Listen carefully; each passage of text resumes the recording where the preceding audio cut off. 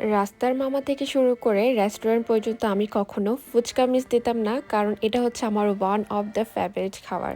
যেখানে যেতাম আমি হচ্ছে ফুচকা মাস্ট খেয়ে আসতাম, সেটা হোক দই ফুচকা বা ঝাল ফুচকা। তো এখন হচ্ছে আমি এখানে তেঁতুল নিয়ে নিলাম আর এটাকে গরম পানিতে ভিজিয়ে রাখছি কাঠ বের করার জন্য। আর আরেকটি বাটিতে আমি এখানে 1 কাপ টক দই, আধা চামচ লবণ, অল্প করে হচ্ছে বিট লবণ, 2 চামচ চিনি দিয়ে একটি কাঁটা চামচ দিয়ে খুব ভালো করে এটাকে বিট করে নিচ্ছি। বিট করা হয়ে গেলে এই দইটা আমি একপাশে রেখে দিচ্ছি। আর যেই তেঁতুলটা আমরা ভিজিয়ে রেখেছিলাম ওইটা হচ্ছে এখন আমরা এখান থেকে কাঠটা বের করে নিচ্ছি। তো এখন কাঠটা বের করা হয়ে গিয়েছে। এবার এখানে আধা চামচ লবণ দিয়ে দিচ্ছি, অল্প করে বিট লবণ, 2 চামচ চিনি, সাথে দিয়ে দিচ্ছি হচ্ছে আধা চামচ চাট মশলা, আধা চামচ ভাজা জিরার গুঁড়া, আর দিয়ে দিচ্ছি হচ্ছে চিলি ফ্লেক্স আর হচ্ছে ধনিয়া পাতা কুচি দিয়ে এটাকে খুব ভালো করে মিক্স করে নিচ্ছি। মিক্স করে টকটাকে আমি একপাশে রেখে দিব। আপনারা চাইলে পাতলা টক বানাতে পারবেন। আজকে আমার একটু ঘন টক খেতে ইচ্ছা করছে, তাই টকটাকে আমি ঘন করে বানিয়ে নিয়েছি। এবার হচ্ছে আমি এটাকে একপাশে রেখে দিচ্ছি। এবার আমি আরেকটি বাটিতে এখানে ছটপটির ডাল নিয়ে নিলাম 1 কাপ, যেটা আমি হচ্ছে লবণ আর হলুদ দিয়ে সেদ্ধ করে নিয়েছি। এখানে হচ্ছে 2টি মিডিয়াম সাইজের আলু সেদ্ধ করে রেখেছিলাম, ওইটা হচ্ছে ম্যাশ করে দিয়ে দিলাম।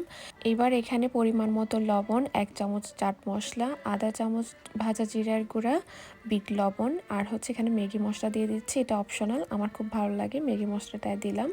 এবার হচ্ছে এখানে পেঁয়াজ কুচি, কাঁচামরিচ কুচি, ধনিয়া পাতা দিয়ে সব কিছু খুব ভালো করে মেখে নিচ্ছি। আমি একটি পটেটো ম্যাশার দিয়ে খুব ভালো করে ম্যাশ করে নিচ্ছি। তো এখন ম্যাশ করা হয়ে গিয়েছে, এটাকে আমি একপাশে রেখে দিচ্ছি। আর একটি প্যানে আমি এখানে তেল গরম করে নিয়েছি আর এখানে দিয়ে দিচ্ছি হচ্ছে ফুচকা, যেটা হচ্ছে বাজারে কিনতে পাওয়া যায়। ওটা এখন আমি ভেজে নিচ্ছি। যখন গোল্ডেন ব্রাউন কালার হয়ে আসবে এটাকে আমি চুলা থেকে নামিয়ে নিচ্ছি।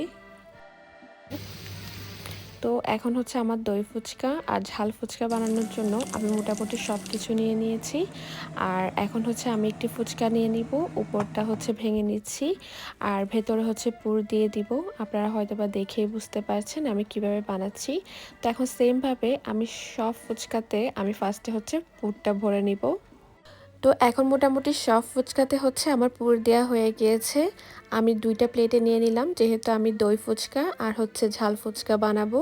তো এখন হচ্ছে আমি সব ফুচকাতে আমি যেই টকটা বানিয়ে রেখেছিলাম ওইটা অল্প অল্প করে দিয়ে দিচ্ছি। এবার হচ্ছে আমি বাটিতে এক্সট্রা টক দিয়ে দিচ্ছি, কারণ ফুচকাতে এক্সট্রা টক না হলে তো আর ভালো লাগে না।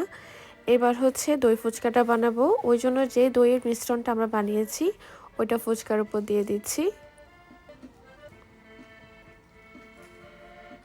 তো এখন দইটা দেওয়া হয়ে গিয়েছে, এবার উপর থেকে হচ্ছে এই চানাচুরটা দিয়ে দিচ্ছি। এটা কিন্তু ফুচকার সাথে খেতে খুবই ভালো লাগে।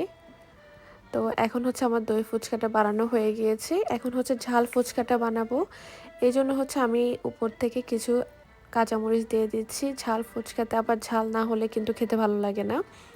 আরও দিয়ে দিচ্ছি হচ্ছে শসা কুচি। এবার হচ্ছে আমি এখানে ডিম দিয়ে দিচ্ছি। ডিমটা দেওয়া হয়ে গেলে উপর থেকে আমি আরও কিছু টক দিয়ে দিচ্ছি। আর এখন হচ্ছে দই ফুচকাটার উপরেও আমি কিছু টক দিয়ে দিচ্ছি।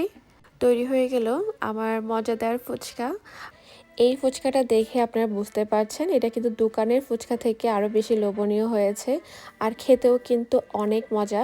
আপনারা বাসায় ট্রাই করলে বুঝতে পারবেন এটার টেস্টটা কেমন। দোকানেরটা আর খেতে চাইবেন না, বাসায় দেখবেন আপনারা সবসময় ফুচকা বানিয়ে খেয়ে নেবেন।